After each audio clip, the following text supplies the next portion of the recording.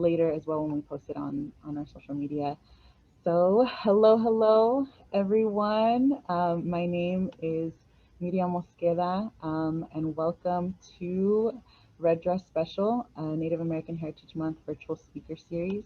I'm here as a guest on occupied Muwekma Ohlone land in San Jose, California. I work at the Indian Health Center of Santa Clara Valley as a job developer and coordinator of the Instilling Wellness through Workforce Development Program within our counseling prevention services here at our Family Resource Center. Here at the Indian Health Center, we offer a variety of services ranging from medical, dental, counseling, job and career development, traditional wellness, cultural arts, among various other resources for our community. For Native American Heritage Month, we wanted to highlight the amazing work that's being done by Native women and femmes in, for, and with our community. So every Monday in November from 5 p.m. to 6:30 p.m. Pacific Standard Time, we'll be in conversation with incredible folks working in a variety of areas with educators that are teaching the next generation of brilliant minds, advocates standing up for our community at the county and state levels, artists that are merging culture and creativity, and healers that support our traditional wellness. So we have a beautiful lineup for you all this month, and I'm excited and honored to share space with all of these folks. We intentionally also titled the speaker series Red Dress Special in honor of missing and murdered Indigenous women, girls, Two-Spirit loved ones, to raise awareness about the disproportionate numbers of the disappearances and the lives taken that have gone unreported or underreported. So at the beginning of every session this month, we'll be opening up with a song and dances offered by our community members, and that will begin next week. And it's also a very powerful day to be in remembrance because for many Southern Indigenous folks, like my family and I, today is Day of the Dead, Dia de los Muertos, where we remember and hold with so much love our loved ones who transitioned.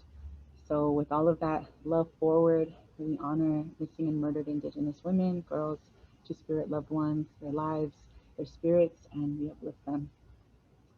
So with that, I am unbelievably excited to welcome our keynote speaker, Megan Redshirt Shaw, who's going to open us up for this month-long speaker series by sharing some words with us on why this matters.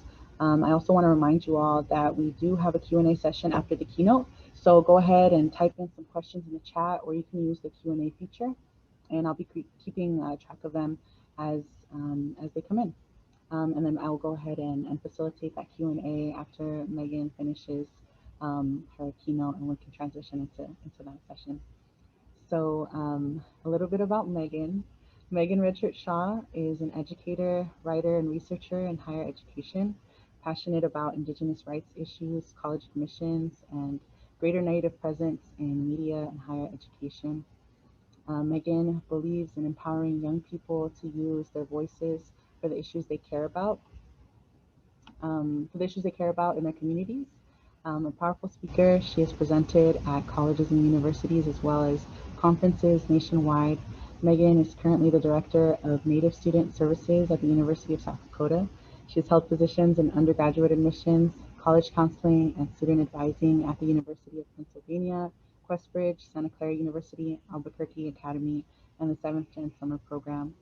She earned her bachelor's at the University of Pennsylvania in English and her master's from the Harvard Graduate School of Education and Higher Education, where she was the co-chair of FIERCE, Future Indigenous Educators Resisting Colonial Education.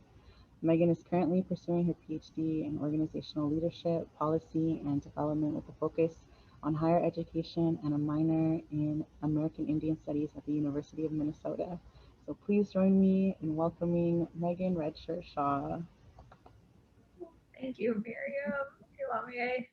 I'm getting like choked up. Miriam is a really special and beautiful presence in my life, and I know for so many of us. I used to live in the Bay Area, and just such a positive spirit and person, and thank you for all the work that you do, Miriam. I know that you're a pillar of the community, so I appreciate you so much.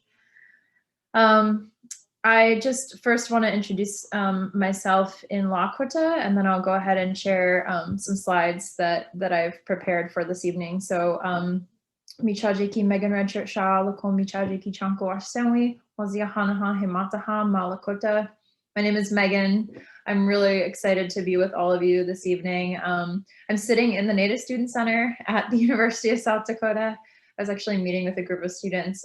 We are in person this semester, so obviously presented its own challenges and successes. I actually started my job a week ago, so last Monday, so I've been in this position for exactly 1 week, just coming into the semester and really trying to support students through their final weeks and start to plan for what second semester looks like. Obviously, there's a tremendous amount happening in our occupied country this week, so I know that all of us have a lot on our minds, especially for our students. Really just thinking about kind of how these final weeks of 2020 shape out, and how I can be a part of that is really critical and important. So I gave a little disclosure to Miriam before.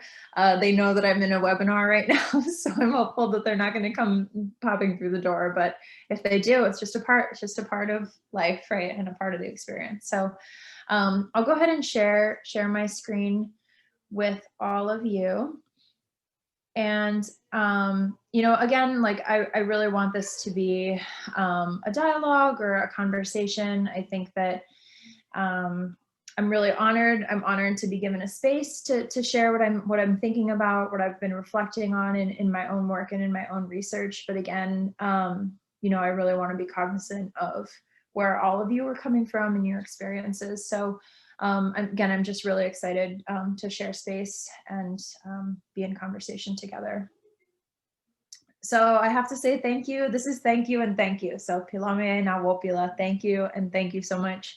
Miriam, who again is so special to me, Indian Health Center of Santa Clara Valley, and then all of our relations. So as Miriam said about Dia de los Muertos, thinking about the people that went before us, and also so much of my work is really focused on trying to think about the people that are coming. And so even in the experiences that students have, I think thinking about how we make our educational spaces better for the next generation is critical to our work, and we can't do it alone, and we haven't done this work alone. And I know so many people came before me in these positions, but I just hope that my little piece of the universe and my little existence in this big, beautiful space and world can contribute in a positive way to how we continue to support students in their pursuit of higher education or career or whatever it is that they decide to do. So I just want to take space to honor that.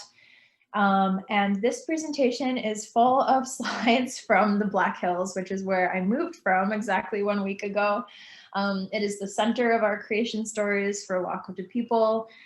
There's a location called Wind Cave. We believe that we were born out of Wind Cave, and it really is the center of our star knowledge and so many systems of learning that are important to who we are. So this slideshow is filled of photographs that I took in that area and some of our four-legged relatives. I love horses, and so any opportunity to just showcase the hills to those of you that are in the Bay Area, which is also a very special place to me. I was born in Walnut Creek. My family still lives in the Bay. We'll share that. We'll share that community and share that space together here tonight. So again, thank you for giving me an opportunity to share some reflections and unpack. I think anytime that I'm given the opportunity to share just sort of thoughts or things that I'm thinking about, it also is helping me process and helping me unpack things too. So thank you for being a part of this space tonight. So a part of my work and part of my research, which I'll talk about a little bit later, does involve land acknowledgements. And I actually took, I should credit Santa Clara University. I used to work at Santa Clara. I was in undergraduate admissions there.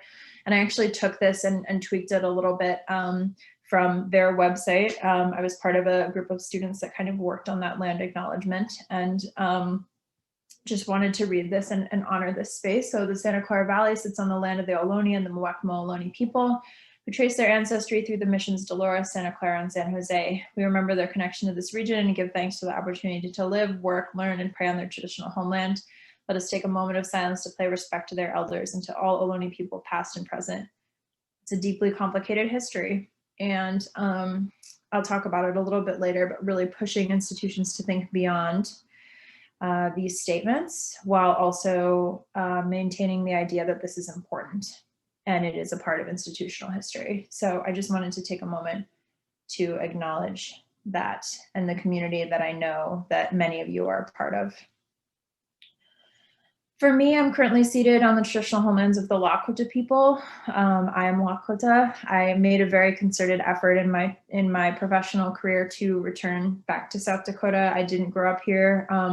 My mom grew up here in Porcupine, South Dakota, and it was really, really important for me as an adult and with my partner that we came here and really committed our careers to better understanding higher education and Native student strategies and success for them navigating higher education. So for me, I'm very, very proud to say that I've returned home. One of the most loving things that was said to me when I came back to South Dakota was actually a friend who said, "Welcome home." And I think for so many of us who have experienced coming back to a place where your traditional knowledge actually fits and maps out, it's a very special experience, and I feel very lucky to be a part of it. And then I know that there's a chat feature, so for any of you, and I'll go ahead and take a look at it at the end. For any of you that are here from other places and you want to share, or you've traveled somewhere else during this time of working remotely, if you want to share in the chat whose homelands you're joining us from, I always really welcome that as well. It's complex, but it's also important for us to know that information so that we can support Native nations in their sovereignty and agency in the land that they are a part of as well.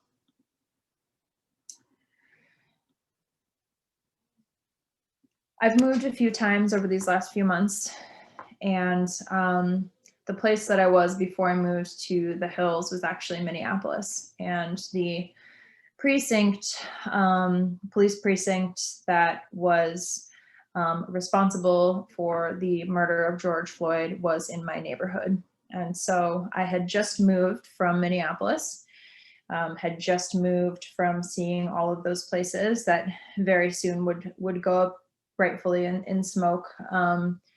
And I think for me, it is central and important to acknowledge that without Black liberation, there is no freedom for Indigenous people. And we have to acknowledge this as a systemic issue, as something that needs to be critically examined within our own work and within the things that we are passionate about as Indigenous people or as allies. And I have felt in the last few months that it is critical for me to acknowledge not only George Floyd, but all Black lives that are lost by police violence, and just to really challenge all of us in community with each other to open our minds to understand that without understanding these systems, there's no liberation. And this was very hard to unpack from far away, very hard to watch from far away. I really had deeply felt connected to the Minneapolis community. But again, I just wanted to take a moment for us to be in prayer and solidarity for the Black community and for George Floyd and for all of those that have been lost.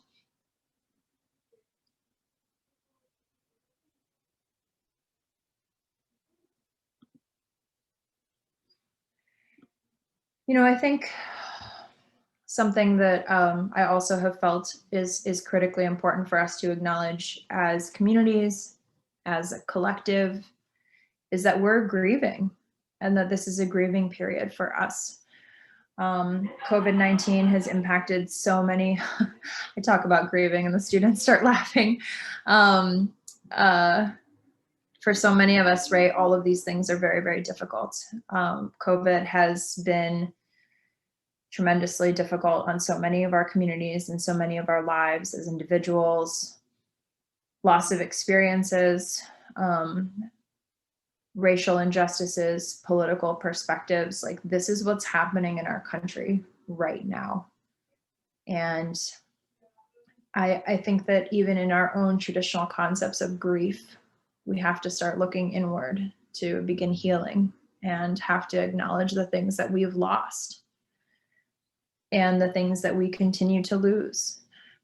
And so even before we move into sort of talking about why all of this matters, why this is important, I think it's important for us to look inward at ourselves and think about how we reach our hands out to each other and reach our hands out to ask for help.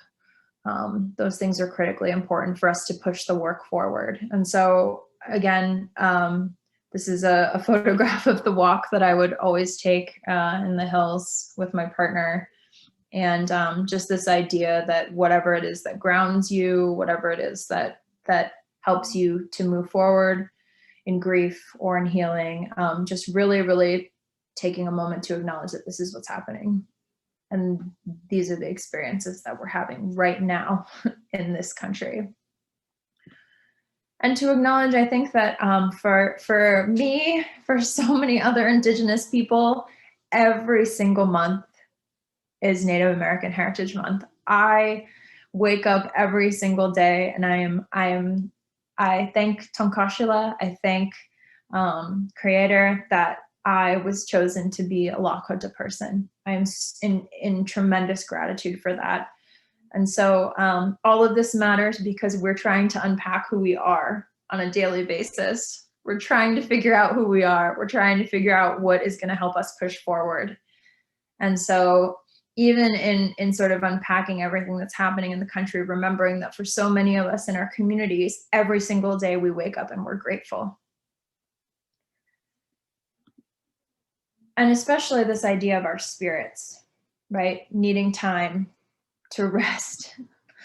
How many of us have actually gotten sincere rest over the last few months? I see it in my students.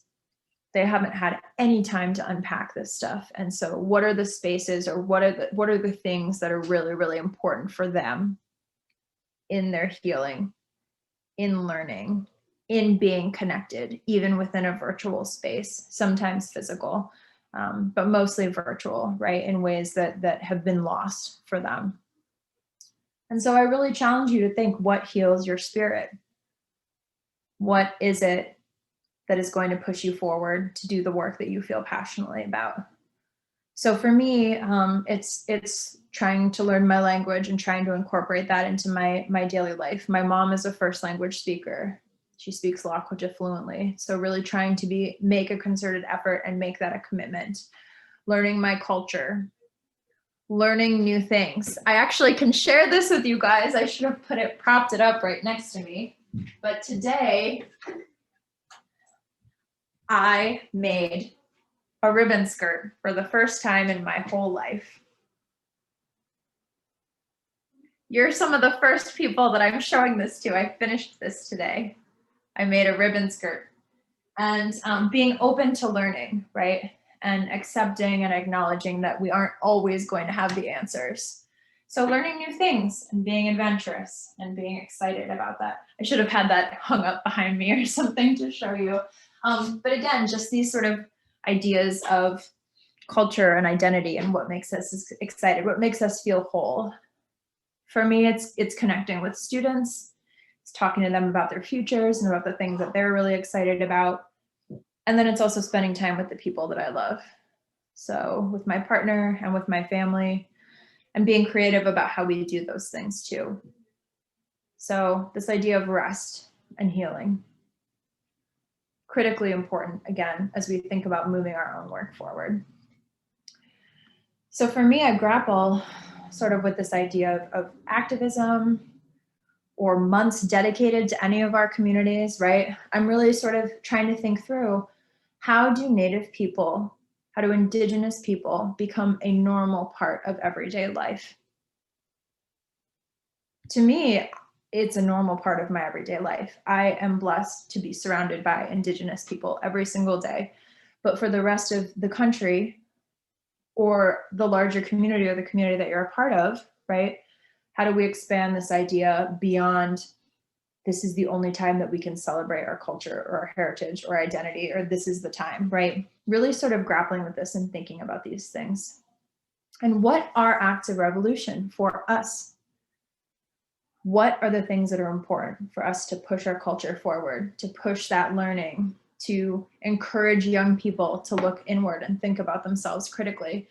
So for me, it's sort of these 4 pillars. And I took this from a program that has recently been developed called the Wheezy Pond program in the Black Hills, which I was previously working for, and which my partner is the director of. Really this idea of care of self, care of community, care of environment, and care of culture. So I want to walk through those 4 things. Again, this is adapted from the development of that program, which is an environmental sustainability leadership program. But I think these are really important to the work that all of us are doing. So often I challenge students, and to students on the call, I say, who are you? Do we ever really just sort of sit and think with ourselves who we are? What gives you joy? I think joy is a beautiful word.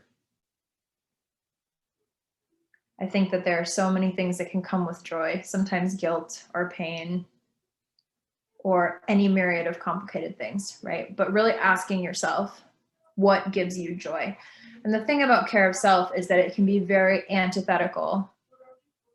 Is that the correct word? It can be the antithesis, I think is the correct word, of who we were as communities. So often, so many of our communities are very much focused on this idea of like, you look outward and you look at everybody else. But how do we do the work if we don't care for ourselves first? What strengthens the things about yourself that you love? I felt joy today in creating that skirt. I get to wear it at our kickoff on Wednesday, right? What strengthens the things that make me who I am? For Indigenous people, and I apologize that this question is kind of cut off, but how do we move away from Western ideas of individualism, right? How do we move away from them? How do we move into them comfortably in a way that feels good? Care of self is very, very central to the other pillars. It has to happen for any of the other things to work. And I have to remind students of that often, that it's okay to step back, step away from responsibility. It's okay to be happy. It's okay to be happy, even if things around you are difficult or your family is unhappy, right? And really challenging to think about what makes them who they are. So that's the first idea, this idea of kind of care of self. The second idea is care of community. And first, really challenging yourself to say, who is my community? Is it culturally defined? Is it based on the neighborhood that I'm a part of, right? Who is your community? Is it your college or your university? Is it the Native Student Center on campus? How do you define that? And what support systems are they creating to make the collective better? So in order to make everything run, work, positive, what support systems have been created?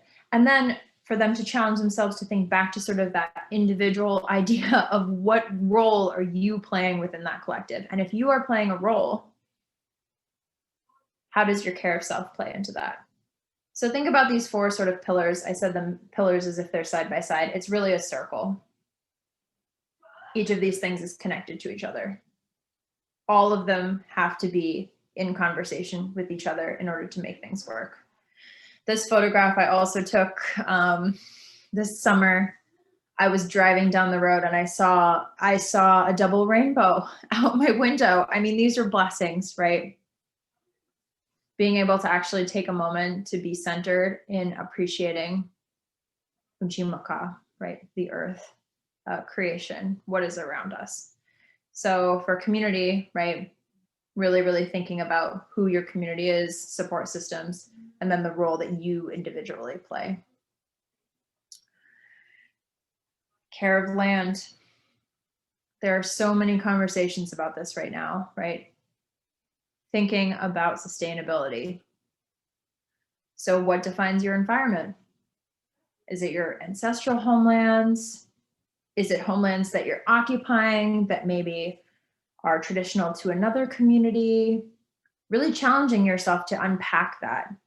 Why is this space that I'm a part of the space that I have chosen, or the space that I have been displaced to, or the space that I am now occupying, right? Really what defines that, and the land. And what brings it joy? I don't think that we challenge ourselves to think that enough as a world, as a nation, right? I know that so many of our communities are having these conversations, but truly, what brings the land joy? It's living. The building that I'm sitting in right now is sitting on living land, similar to all of you in your homes or your offices, wherever it is that you are. It's alive. And it has joy. When the rain is good, when the season is good, when it feels hydrated, when it feels the sun, all of those things are so important. It feels joy in similar ways to us. So what support systems are we creating to be good relatives to the land so that it does feel joy and it isn't destroyed? Because it is across cultures. If the land is strong, we're strong. Be as strong as the land that made us. We will return to it. It has been here. It has seen our generations. The land has seen my relatives that I have not seen on this earth. It's witnessed them. And so how do we create mutual kinship with each other? It's so important, and so important to challenge ourselves to really think through what that means in our own day-to-day life. And finally, really this idea of care of culture. And land is intrinsically tied to culture.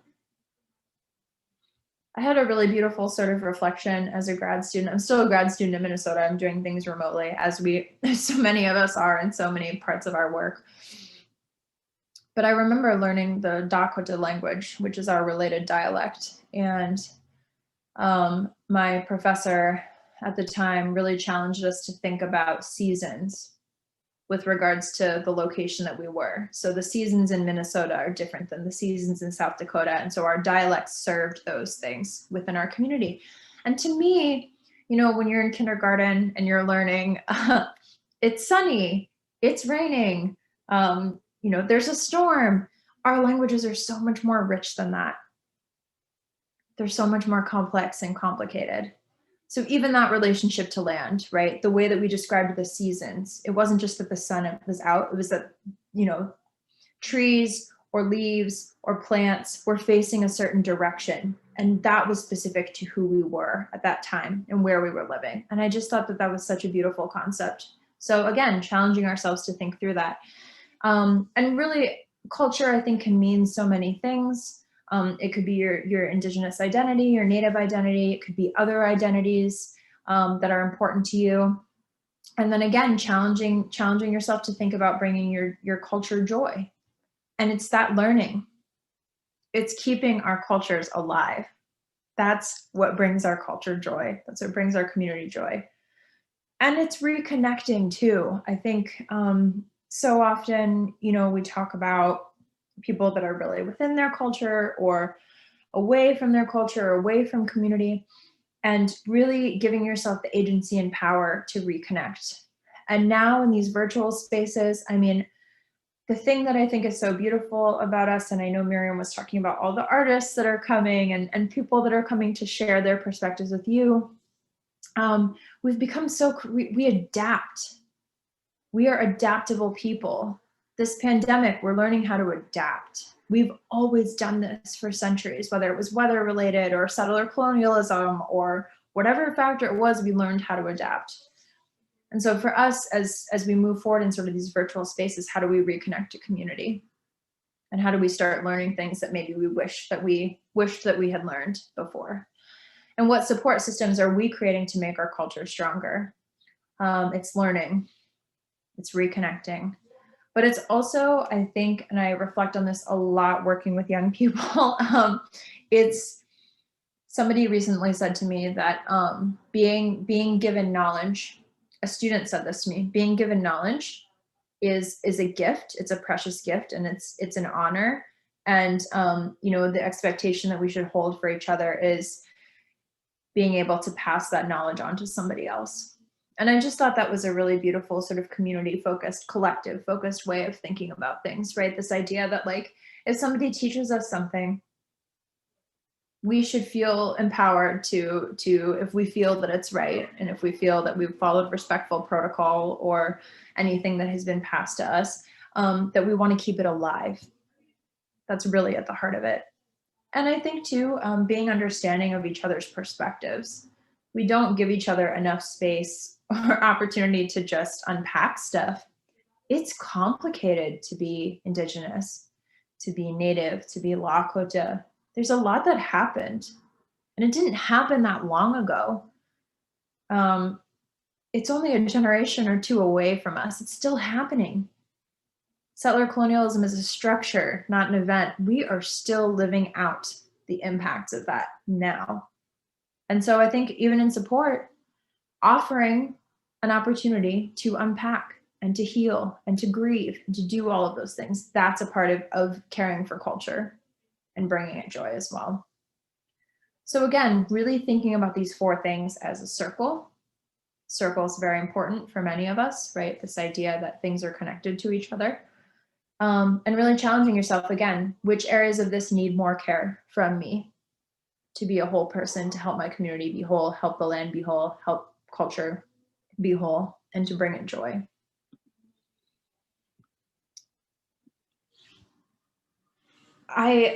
You know, it's hard. And I'm speaking to all of you on the eve of a very complicated thing that is going to happen tomorrow. And so, you know, I think really challenging us to think like, what does the future hold for us? It's continued survival and thriving of Indigenous people. That's what revolution is. I told my mom that, you know, I think in towns where maybe there's racism or structures that have been hard for Native people or for so many of our BIPOC communities, the greatest, I don't know if revenge is the right word, but the greatest, you know, they don't want to see happy Native people. So to be happy, to feel whole, to be thriving, to be doing what you love, right? That's revolution for us. It's as easy as that. And it's so many other things. It's, you know, protesting for what we believe in, hosting demonstrations, hosting workshops, being in conversation, right? But it's also just being a whole person who is doing things that they love. That is powerful. And celebrating each other. Miriam gave me a tremendous gift this week, which were those beautiful portraits. She drew portraits of me, and that was such a beautiful gift, right? To just be able to share that with each other and to honor each other. And I think we have to do that across community. We have to do that for each other. That's revolution. And so, you know, really sort of thinking about for you, like what do you hope for in the future, and how are you going to help be a part of it? So for me, you know, a lot of times I think for Native people, and so much across this month, which you'll see in programming, and really sort of, oh, there's a fly relative who was here in my office who just flew very close to the camera, so I apologize. For me, this idea of like, we're still here really becomes, we're here in higher education. And I grew up in higher education. I have parents who both work in higher education. And I grew up going to university powwows and wachipis, and you know, that was just sort of the framework of my experiences. And for a very long time, I thought that being Native in higher education was normal because my parents, because my parents made it normal for me. And I ended up working in attended higher ed, working in higher ed, pursuing higher ed as a doctoral student. And so I'm currently a PhD student in higher education at Minnesota. And again, as I hope I've portrayed, working with Native students is absolutely my greatest passion. I love being with them. I think that sort of intersection of like high school into undergrad and deciding about careers or deciding if higher ed is the right fit for you is an amazing time. There's so many complicated things that happen, and I love doing this work, and I love talking to students about their futures. At the same time, I'm really sort of grappling with these idea of these are Western institutions and they weren't created for us. Some were, some wrote us into the Constitution. For example, I did my master's at Harvard. Harvard's Constitution and mission actually is for the education of Indian and English youth, it says. It was used as a fundraising tool. So there are some of the oldest schools in the country that did write us into their constitutions and mission statements, but really at the heart of Western education wasn't created for us, and it was not created with us in mind. And so I grapple a little bit with, can higher education be a liberation space?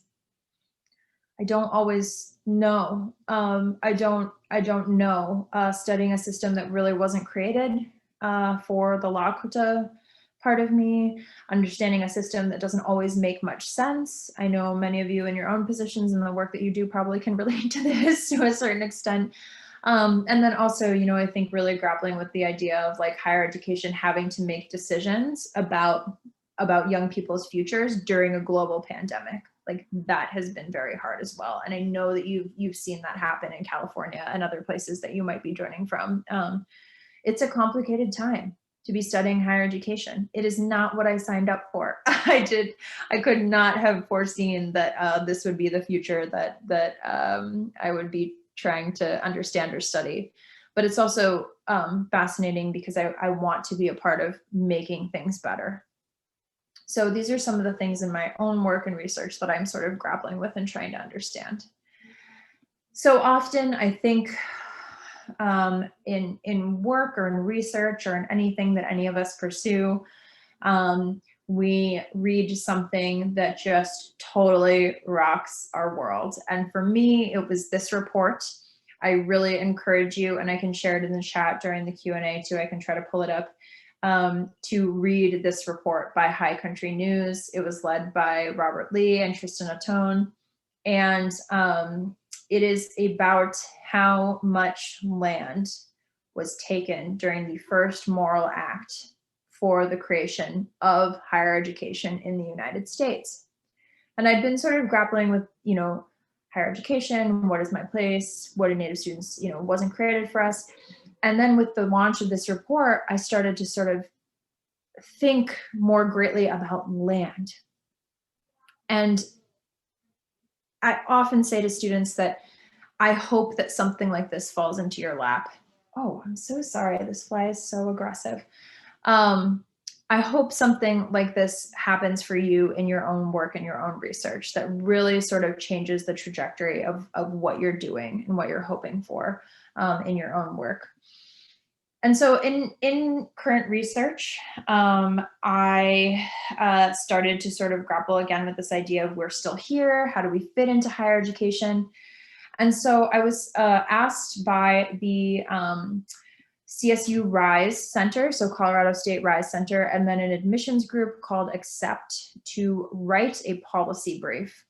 And the policy brief that ended up turning out from that project was called Beyond the Land Acknowledgement, College Land Back or Free Tuition for Native Students. I started to really think to myself as I was writing this, what is a land acknowledgement without the land? What does it mean? What space does a statement like that hold for us in those brief moments where we hear an acknowledgement? What kind of healing is it truly doing? And then I started to think, what is Indigenous knowledge without land? And this has been written about, you know, for years and years and years by many different scholars, really challenging, right? Like we were land-based systems. We taught our communities how to learn and how to be educated as we defined via the land and access to land. And so these were sort of some of the questions that I started to grapple with. So my challenge, I really challenged institutions especially those that benefited from the first Moral Act, to read the land grab university report and to think about what are possible solutions beyond just those statements.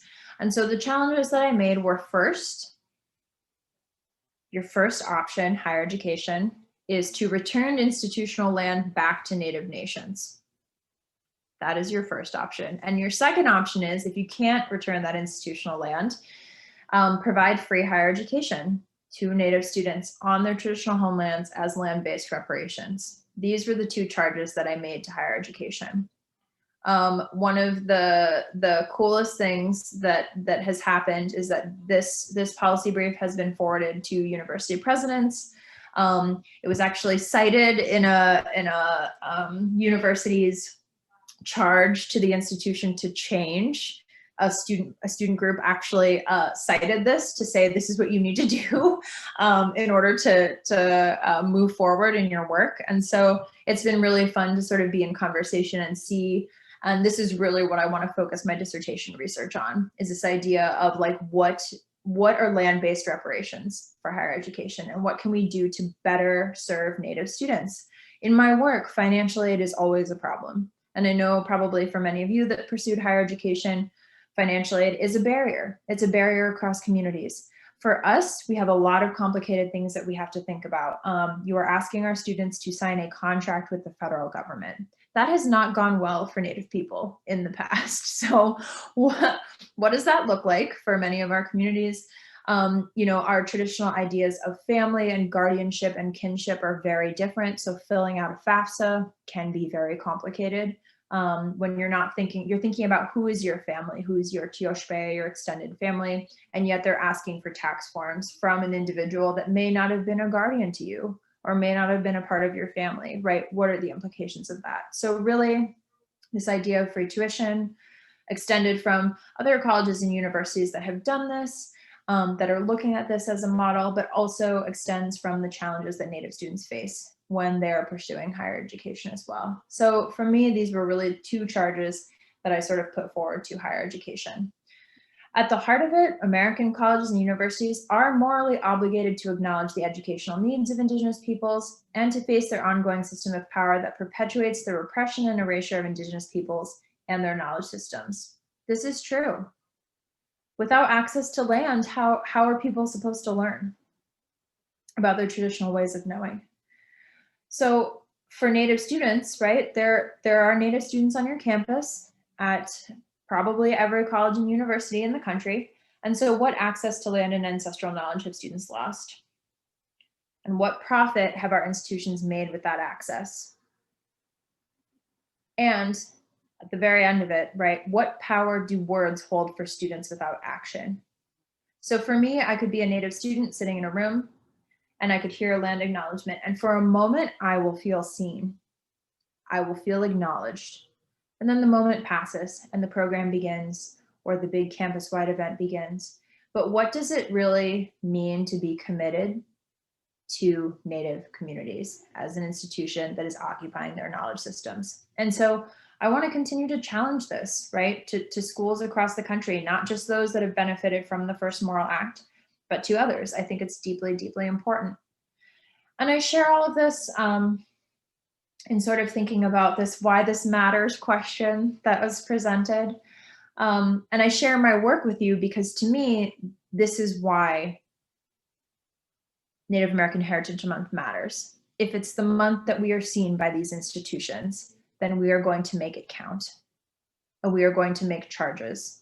And we are going to push them to be different and to do things differently. And so in your own work, I really challenge you this idea of what matters to you. Is it in health, public health, or thinking about health systems? Is it in education? Is it in the sciences? Is it in the humanities? Is it just taking care of your neighborhood and making sure that there's affordable housing for people? Like, what do you think about when you hear this idea of we're still here and we're still doing the work? And I challenge that to Indigenous people that are here with us. I challenge that to allies. And I also think it's important to acknowledge that this is within a settler colonial system, it's within a capitalist system, a sexist system, an ableist system, a heteropatriarchal system. Like, these are the systems within which we are doing the work. I am very aware of that, having spent my entire life in higher education and seeing the power that these things hold over change. So in your own work and your own community, what are those things that are taking hold that you have to work around or learn to work around? And what have we survived? What have you personally survived? What have our communities survived? What have collectives survived? We have to take those as wins as we continue to do the work. So important in all that healing and in all of those different systems that we talked about this evening. Like, what have we survived? Challenge yourself to really think through that. And it's central to what pushes us forward. Hope is another word that I love. What do we feel hopeful for? How do we adapt? As I said before, we are resilient people. Things change. Our communities change. Our cultures change. We have to get with what is happening currently. And how do we keep these ideas of care of self, care of community, care of land, care of culture at the very center of who we are? How do we do that? Really, for Indigenous people too, I challenge, this idea of like, how do you assert within your communities, Native or not, that your voice is heard and valued? I don't know if assert is the right word, so I apologize for putting that. I think I mean more, how do we be good relatives to each other? How do we be good relations? And care across experience and across knowledge and knowing. And being willing to say, I don't know, I don't have the answer to that, but I can find somebody who does, and I'm going to uplift them. I'm going to hold them up. Or be willing to teach each other. How do we find value in that? And how do we heal?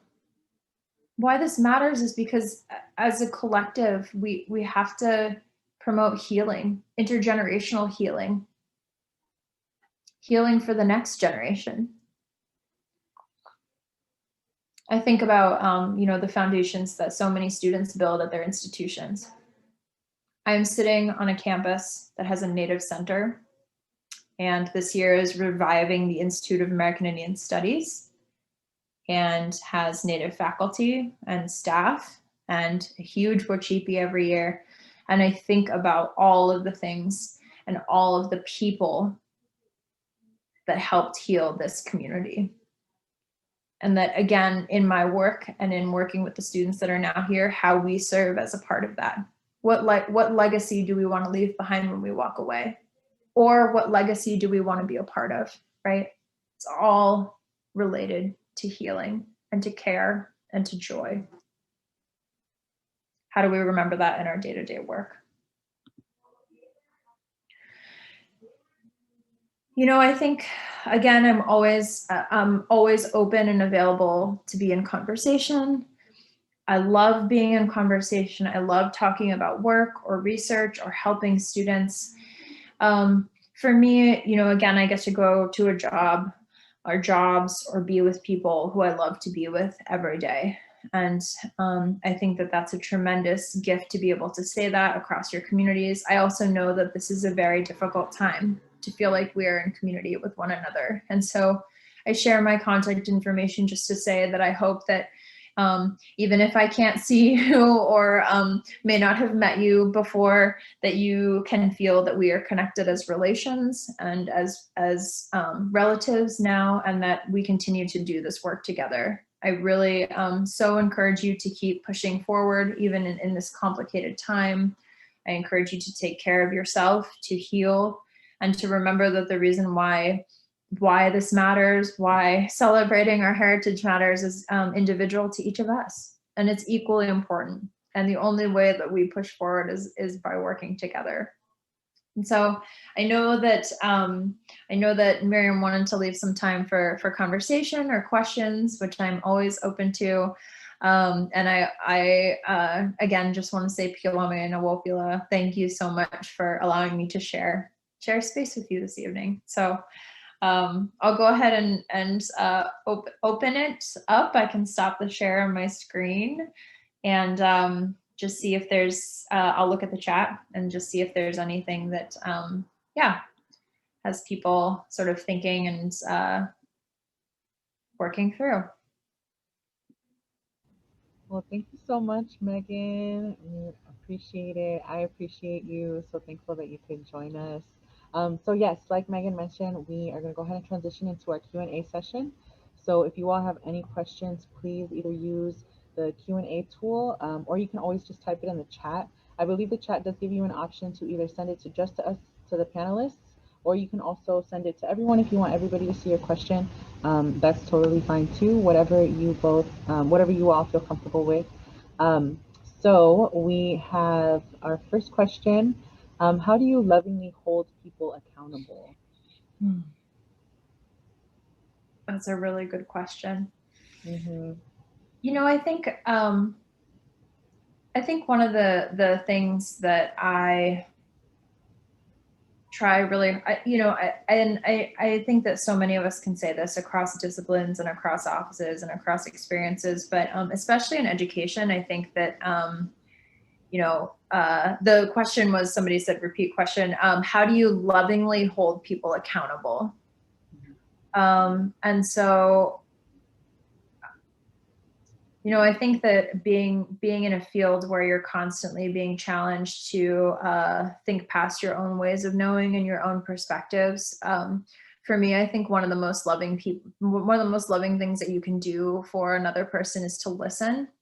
So I try really, really hard. If there's somebody that maybe is having a harder time, being a part of a space or being a part of a collective, like, I think at the heart of it, we all just want to be heard out and listened to. And we all have varying levels of that in our lives. I think some of us are the listeners in our communities. Some of us are the people that people are listening to. And so I think the idea for me is often just being willing and open to listen. And something that I think is really harmful that we do not we do, but that people do so often, that I think is assume that they understand other people's intentions.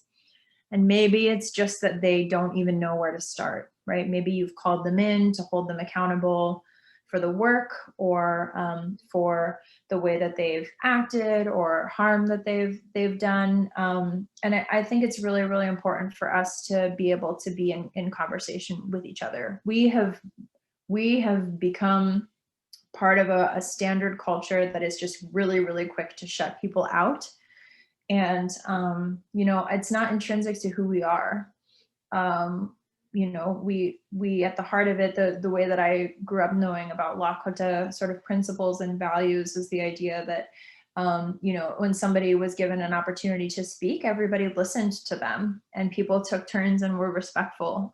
We've so many spaces have totally lost sight of that. And so I try really hard to remember, and holding people accountable or trying to sort of think about how to rework a collective is just to give people space to share their perspectives, even if I don't always agree with them, even if I am not coming from the angle the same way as them, and then trying to sort of have a conversation, right, where you're asking questions and trying to get a better understanding of it so that you can evaluate how to approach.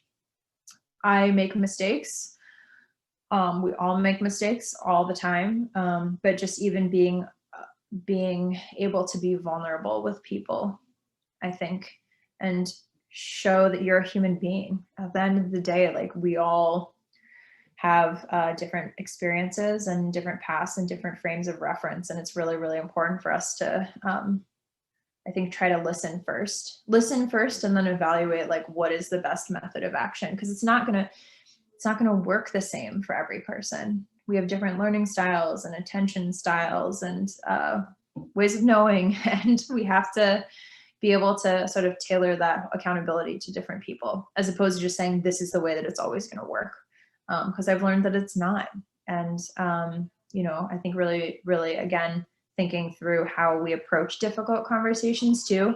Are we causing more harm by the way that we approach conversation or dialogue? Like, just always being reflective, like always thinking through and trying to become a better person and a better listener and a better community member every day. I think is something that I try really hard to do, and I encourage others to sort of think through too. Not always perfectly, depending on how much coffee I've had. But I try really hard to sort of think through that on a daily basis too. Yeah, awesome. Thank you so much. Just an affirmation in the chat. Thank you for your thoughts, your work, love of the people and Mother Earth. I love to hear your thoughts about integrating elders and traditional knowledge into educational institutions. Yeah, beautiful. And then a question. It's really challenging to stay in touch culturally as urban Indigenous people.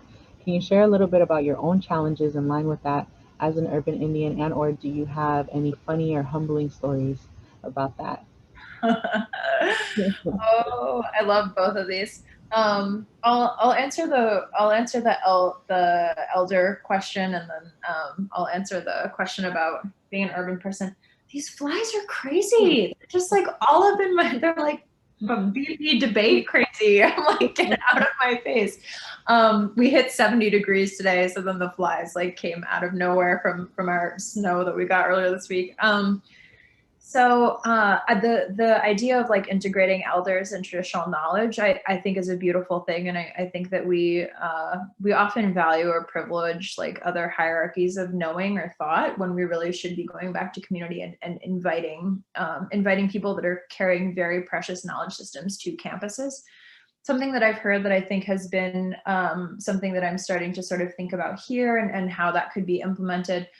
Again, I just started my job a week ago, so I'm hitting like a very large learning curve right now. But in Canada, and I think other schools in the United States as well, but I know in Canada that this exists at some institutions there. They actually have elder and residence programs where they're inviting elders from Canadian communities to come and live and be a part of their native cultural programming and center. And I just think that that is like the most amazing, beautiful thing, and that should be totally be a norm that's brought into the United States. For me, again, I think this idea of like bringing people together when you don't always have the answers is really important too. So bringing together elders and knowledge keepers to do presentations, to do cultural workshops. I think that's really, really important. We have an amazing faculty member here, Dr. Elise Boxer, who ran this workshop for students to make ribbon skirts and ribbon shirts. And you know, just bringing in not only elders, but also people that have these gifts and have these talents and these systems of knowledge to come and present, and being really concerted about compensation for their time and their energy, I think is really, really important. So yeah, that's absolutely something that I'm thinking about and excited about in kind of the work moving forward. So again, those institutions in Canada, I think, have done a really, really good job of implementing that. The idea about staying in touch culturally as an urban Indigenous person, I think, and this is something that I've moved around a lot. Growing up, again, grew up in higher education, had amazing parents and foundation, and was really, really grateful for their wisdom and care for me. And then I moved a ton between graduating from college and now where I am now. And it's something that I grappled with in every new community that I was a part of. The Bay Area, actually returning back after being born there and doing this crazy loop around the US where I moved all over the place, and then coming back again and being connected to people like Miriam, who were doing work in Indigenous communities and Native communities. That was very healing to have that, and then really making sort of this concerted effort as my life continued to grow and go to you know, really come back here. I think that was a really important part of my own journey. But I think in urban spaces, really making a concerted effort to find those people that are doing knowledge, and also at the same time, just looking at all of the incredible programming that has been hosted virtually. Like you know, I've learned things online virtually that I think are tremendously impactful and important. Again, this idea of adapting. The part of the question was like funny stories about reconnecting. I'm trying to think of anything that, I don't know, that happened to me when I was, I felt invisible like so many times. And man, just really kind of hashed it out. I was living in an urban space at one point, and the Standing Rock movement was happening. This wasn't in the Bay Area. And I remember being invited to like an event where they were fundraising, and they put all of the Native people at like the end of the whole programming lineup. So there were all these like non-Native organizations that were like hosting all this conversation. We stood around for like 2 hours. And I remember like going up to the organizers and being like, you invited like all these Native people here, and you're not giving us the space to you know, share what's happening. And so many of us were Oceti, like people that really felt very impacted by Standing Rock, and moving to South Dakota, like that just would not happen. Like there are 9 federally recognized tribes here. It's very much like at the forefront of people's minds. So yeah, you know, I think living in urban spaces, I just tried really hard to find the other Native people that were there, and especially in the Bay, and you know, having all of the sort of relocation you know, efforts, and then AIM efforts. And gosh, I never went to that program on Alcatraz. I've never been. And even just seeing the power of that virtually, right? Those were ways that I felt healed in my own connectivity and my own identity. I'm really lucky to have a mother who's very culturally connected. So a lot of that was sort of a normal part of my home life. But man, that feeling invisible in urban spaces is so real, and can be so real. And I think that there's so much of that I'm still unpacking about my experiences. But I just really encourage not only finding the people that are within your community, but also like there's so many amazing Native orgs that are leading these workshops and leading cultural programming, and are being creative about it because they want to support their artists and they want to support their culture keepers. And so I would just really encourage, you know, filling your, if you have social media, filling your social media with those connections. And being somebody recently was on a presentation, and they were really encouraging people to reach out to people about asking questions. I think that inherently, like, we want to support each other. And so really reaching out to people who, you know, have knowledge systems that maybe you don't have access to, and saying, hey, like, can we Zoom? Can we FaceTime? Can we have a phone call? Like, I think people are much more open to that right now, especially in our pull towards creating community with one another. So I really encourage some of those as ideas, but I totally and completely hear you. And I'm still unpacking a lot of those experiences for myself as well. Yeah, thank you. Thank you so much. Next question. Are the University of Minnesota and Vermilion accepting of healing the cultural trauma within both Indigenous and current colonial worlds? Or what about other universities? That's a great question. I was on Minnesota's campus for about 1.5 years before the pandemic, and now here in my very beginning of my pursuits here, and learning about the community, you know, I think something that's really undeniable about Minnesota and South Dakota is that there is a very strong call to to acknowledge and understand Native identity in those spaces. And so I think the way that the universities approach things is very different. A lot of these conversations happened I mean, the student group here at University of South Dakota was founded in 1957.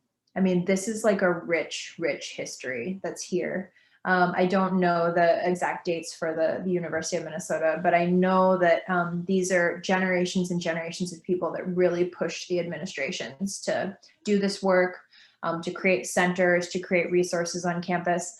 Both schools for me have been healing in a lot of ways, being student and employee, because of all of the resources that they've created.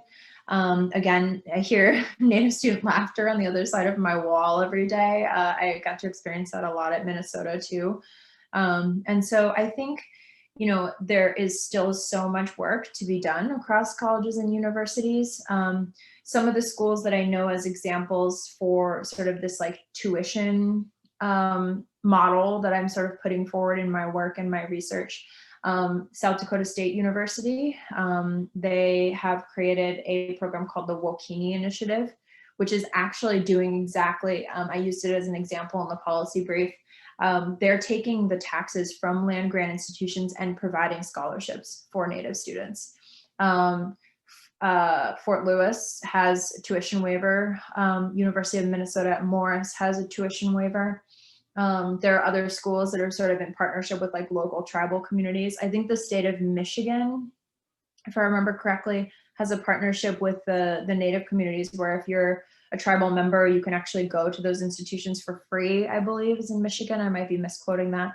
But really, you know, there's so many schools that are doing this work or have done this work. It's taken a lot of conversation, generations of people to think through it. But I also say that with the caveat that like, there's a lot of work that needs to continue to happen in order for like, you know, I don't know if I don't know if we're ever going to get to like a fully decolonized model, at least not in my lifetime. But I think that this idea of like, what are the systems that are preventing our students from having success needs to be challenged at every institution, because we are not a norm in higher ed, contrary to my childhood belief. My parents really made that a normal part of my experience, but we are less than 1% everywhere.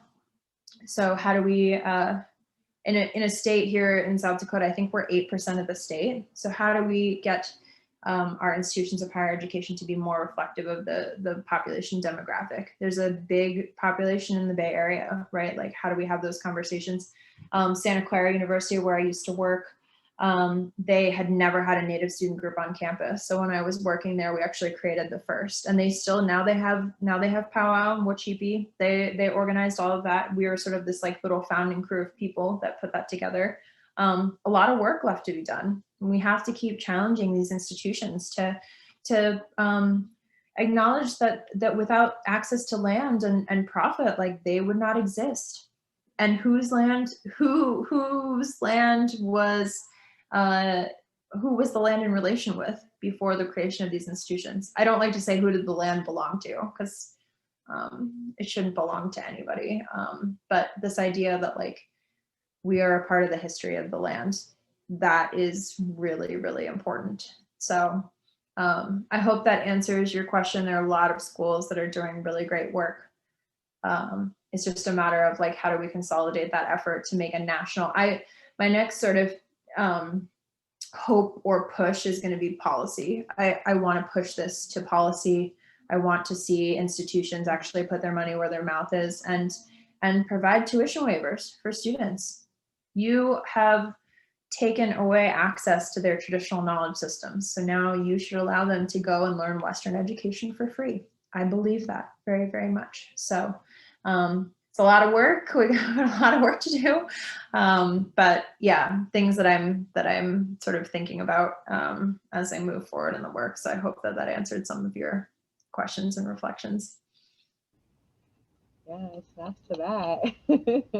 Yeah, I actually had a question as well. You had mentioned in your presentation, you posed the question in the PowerPoint: can higher education be a liberation space? was there a time that you kind of found yourself answering that question, like maybe a moment of affirmation of like yes, or like maybe going another way? Um, have you? I'm sure like being in higher education, in so many different aspects as a student, as and as an employee, and all of these different things. Have you answered that question for yourself? Oh, that is a good question. Um, I think that part of sort of the biggest part of my like wheelhouse or toolkit was recruitment and thinking and college counseling and sort of thinking about like how do we make choices about like what we want to do in our lives. And so I think in that way for our communities, it's important that we allow students to make those decisions for themselves. But I think that finding finding a career or a pathway that you feel passionate about, that can be liberating in so many ways. If there's something that you've decided to study or that you're pursuing as a career, and you realize what your passion is, like that liberates part of your spirit. And so, if higher education can sort of be like a, a I don't know, a way to get to that liberating of yourself. Like I think that's the way that we empower higher education to promote our communities and to kind of contribute. For me, it's always the native or like BIPOC communities on campus that can serve as spaces where students can unpack the experiences that they have, as allies or relations across communities. Like we have to create these spaces on campus where students can feel free, even if it's for a brief moment and then they have to go study for a test, right? Like that can serve as a liberation space for them. And I just the idea that like sometimes higher education is a pathway for young people to liberate themselves from situations that they were a part of that were harmful to their spirits too. And I think we don't talk about that in higher education enough, that so often colleges and universities, for so many of us, they're sort of like a tool to get to the next step. But for many students, it also becomes a home and it becomes a liberation space for them to get out of situations that were harmful to them as well. So that's such a good question, and I always after these sort of like community events try to like unpack the things, and I know I'll be thinking about that question for a long time. But for me, I think it's feeling and experiencing like Native student joy, like that's liberating for me, and for so many of them, I know that liberation is also found in the things that they love to do, whether it's culturally or professionally or academically. Really finding your groove on a good paper or research project, or like writing that policy brief for me was like liberating, and that was trying to find my own space in higher education. So I think it could be in like so many different ways. But Miriam, I'm gonna be like DMing you and like trying to unpack that with you later. But it's a great question, and definitely something that yeah, I think it can mean so many things to so many different people and perspectives. Yeah, I appreciate you sharing that, because it's also kind of like by what definition are we giving liberation as well, And so I appreciate you saying that, it could be something like even creating a like space of liberation, and as you shared that, I just kind of had the memory of, I can't recall if it's like the first time we met, but I know it was one of the first times was when you and your mom had prepared a meal for just a bunch of Bay Area Native students, and we had like the Bay Area Native Student Alliance that that connected just us as students from San Jose State, Santa Clara University, Stanford, and USF, and how beautiful that space and that time was. So in that moment, you had created that liberation space, that space of liberation for us, and yeah, I'm remembering that, and how beautiful that felt at that time. So thinking about that memory, and just the liberation that came with that. Um, can you share? You had also shared in your presentation, just like joy as being, revolutionary. So within, your space, your time working with Native students, can you maybe share like a memory or maybe a story of some joy that you experience with your students, either the creation of liberation spaces like that, or maybe your own personal like liberation moment? Oh my gosh. Oh, you're like making me get choked up. I think we so like take for granted. I don't know. I'm thinking, I think one of the hardest things that in my being vulnerable, I guess one of the hardest things for me is that I haven't been back to the Bay Area since February. It's the longest I've ever gone without seeing my family. So I'm experiencing that emotion thinking about cooking with my mom. I think that, gosh, oh, you could just choose so many, right? And think about so many. I don't know. I'm very deeply impacted and moved by people and by human experiences. And I think that any generation of Native students that I get to see do something that they're really proud of is like, that's joy, right? That's like putting together a Native student group or um, feeling really excited about an event that you've planned. Even here in meeting with the students, and they've got their kickoff event on Wednesday, like they're really excited and like, what information should we like present to people? All of that, I think that those things are so beautiful and so powerful, and that's joy. But it's even just laughing, like I say this a lot. I actually say this a lot. I think Native people are really funny. I think we're like the funniest people. And maybe it's because of all of the, I don't know, maybe it's because of all of the having to, laugh to heal or laugh to push forward.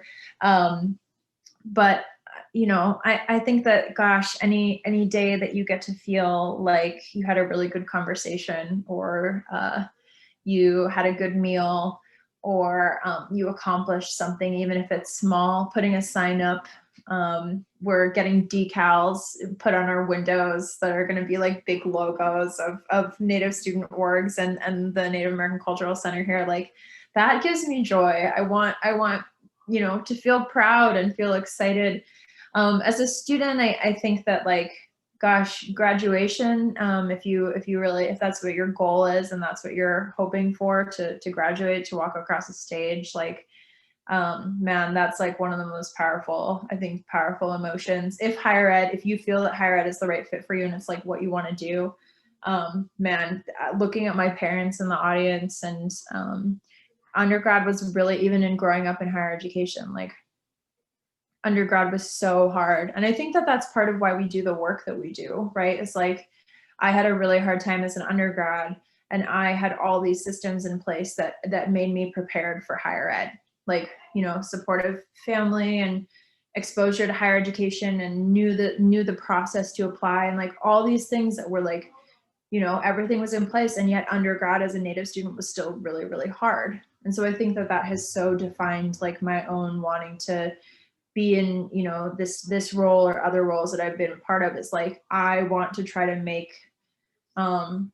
things a little bit easier for the students that are coming. So, oh, Miriam, I could think of so many things that so many students' faces, and so much joy. Maybe what I'll choose is that I had a class of 16 this past summer that I was teaching in their like freshman year experience class through my old job in the hills.